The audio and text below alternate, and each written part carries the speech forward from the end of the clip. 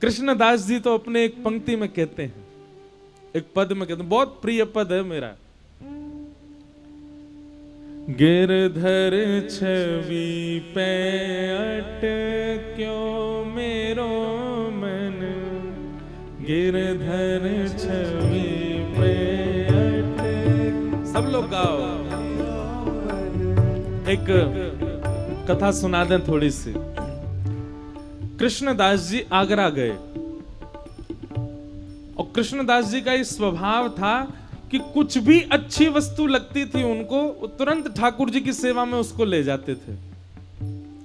जैसे हमारा स्वरूप स्वभाव क्या है, हमें कोई भी वस्तु अच्छी लगती है, कपड़ा अच्छा लग रहा है, खरीद लो, इससे हम अपने कुर्ता बनवाएंगे।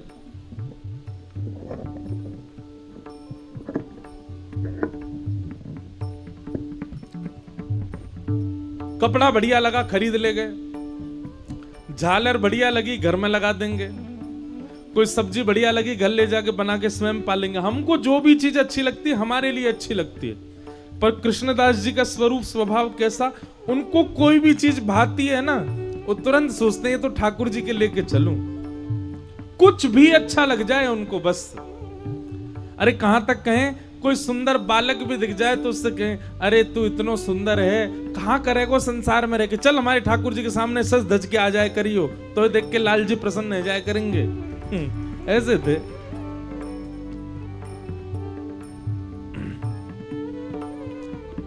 हम पहले बंबई गए थे गायक बनने के लिए। जब हम 9वीं कक्षा में थे, 9वीं पास कर ली थी, उसके बाद हम बंबई चले गए। मैंने कि हम तो गायक बनेंगे, पिक्चरों में गायक करें, अभी से लगेंगे तो बड़े होकर के गायक बन जाएंगे।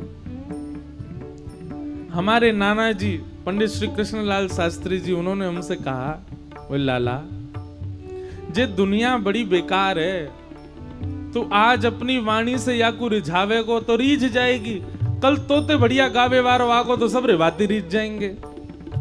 मैंने नाना जी तो कहा करूं, बोले ऐसे को रिझा जो तोते हरदम रीझो रहेगो। बोले ऐसा तो केवल दुनिया बनावे वारो परमात्मा है। तो को गरो दियो ठाकुर जी ने, तेरे पास स्वर दियो ठाकुर जी ने, तो वाह स्वर ते कथा गाना, अपने पिताजी की व्यासपीठ संभालना। हमारे नाना जी ने हमको फिर इस मार्ग में लगा दिया। पूज्य गुरुदेव भगवान पिताजी महाराज की कृपा से आज कथा सुना रहे। तो कृष्णदास जी का यही स्वभाव था, कुछ भी चीज प्रिय लगती थी ठाकुर जी को अर्पित कर देते थे। एक बार आगरा गए तो आगरा में बड़ी सुंदर स्वर सुनाई दिया। पीछे पीछे गली मोहल्ले कूचों में जाकर के देखा कौन गा रहा है। तभी देखा कि महाराज 20-25 लोग मसनद लगाए बैठे हैं चारों ओर, और बीच में एक सुंदर सी अप्सरा नगर वैश्या वो गा रही थी, और लोग बाग उस पर धन लुटा रहे हैं। आहा वाह क्या गा रही हो। कृष्णदास जी ने जब उसका स्वर सुना तो मन में विचार करने लगे, इन पामर जीवों के लिए गा रही है, यदि इस स्वर का प्रयोग हमारे श्रीनाथ जी के आगे कर दे तो श्रीनाथ जी प्रसन्न हो जाएं। ये तो धन लुटा रहे हैं, पर श्रीनाथ जी प्रसन्न हो गए तो खुद को लुटा देंगे, कृपा लुटा देंगे। कृष्णदास जी बोले, लेकिन इसको लेके कैसे जाऊं, ये तो वैश्या है, इसकी स्वयं की आसक्ति है इन प्रेमियों में। तभी कृष्णदास जी ने देखा कि जो ज्यादा धन लुटाता वैश्या उसकी तरफ चली जाती। कृष्णदास जी बोले, अच्छा ज्यादा धन का लोभ है इसको। तो वहां पे जितने भी लोग बैठे, कोई 10 रुपया, कोई 20 रुपया, उस समय में भी बहुत होते थे 10-20 रुपया। उस समय रुपये कहां चलते थे, उस समय तो मोहर चलती थी। कृष्णदास जी ने अपनी जेब में से 100 सोने की मोहर की पोटली निकाली और निकाल करके उस वैश्या को दिखाई। वैश्या आ गई, आकर के कृष्णदास जी से कहने लगी, बताइए क्या गाऊं, क्या नाच के दिखाऊं आपको। कृष्णदास जी बोले, मुझे नहीं देखना, मेरे सेठ जी हैं उनको दिखावे चल। ये तो तोकू पहली आज की भाषा में कहें तो एडवांस दे रहे हैं हम, पूरी जो तेरी न्योछावर है वो तो हमारे सेठ जी देंगे। वैश्या मन में सोचने लगी, पूर्व की न्योछावर 100 मोहर दे रहे हैं तो सेठ तो जाने कितने देगा। वैश्या तो तुरंत कृष्णदास जी बोली, ले चलो मुझे।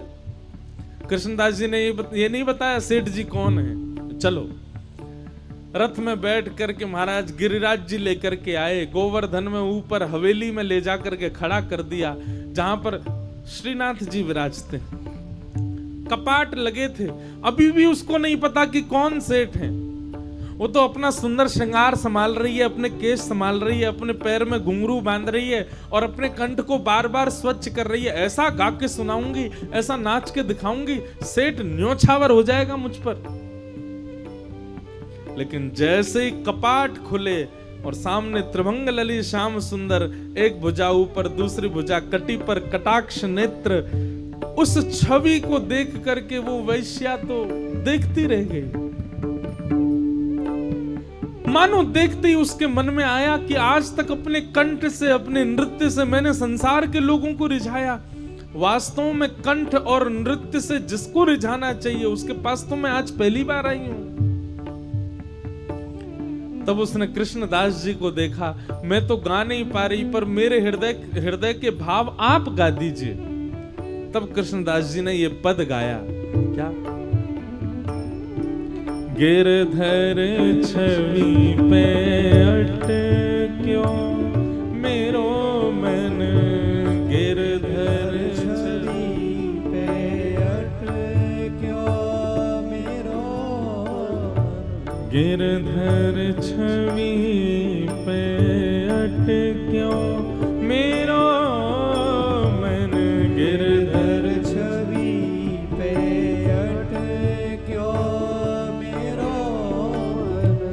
ललित त्रिभंगी चाल पे चल के, ललित त्रिभंगी चाल पे चल के, चिबुक चारू गड़े ठट क्यों मेरो मन, चारो गड़े ठट क्यों मेरो मन। गिरधर छवि पे अटक्यो मेरो मन, गिरधर छवि पे अटक्यो मेरो मन। सजल श्याम घन वरण लीन है, सजल श्याम घन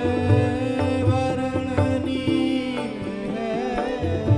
फिर चित अनंत न भटक्यो मेरो मन, फिर चित अनंत न भटक्यो मेरो मन। गिरधर छवि पे अटक्यो मेरो मन, गिरधर छवि पे अटक्यो मेरो मन। गिरधर छवि पे अटक्यो मेरो मन, गिरधर छवि पे अटक्यो। कृष्णदास किए प्राण न्योछावर, कृष्णदास किए प्राण न्योछावर। यह तन जग सिर पट क्यों मेरो मन, यह तन जग सिर पट क्यों मेरो मन।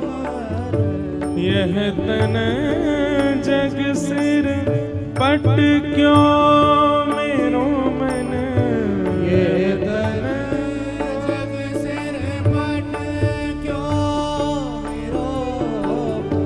गिरधर छवि पे अटक्यो मेरो मन, गिरधर छवि पे अटक्यो मेरो मन।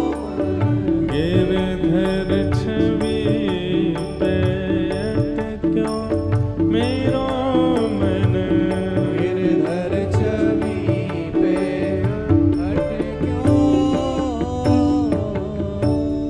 भैया वादना आपको ठाकुर जी दिख गए, वादना कहा होएगो न ध्यान ते सुनियो, फिर आप अपने नेत्रन से कोई और को देखना ही नहीं चाहोगे। सबसे पहलो काम ठाकुर जी दिख गए तो फिर यही है जाएगा कि नेत्र मूंद के बैठे रहोगे और कोई सुहावे कोई ना।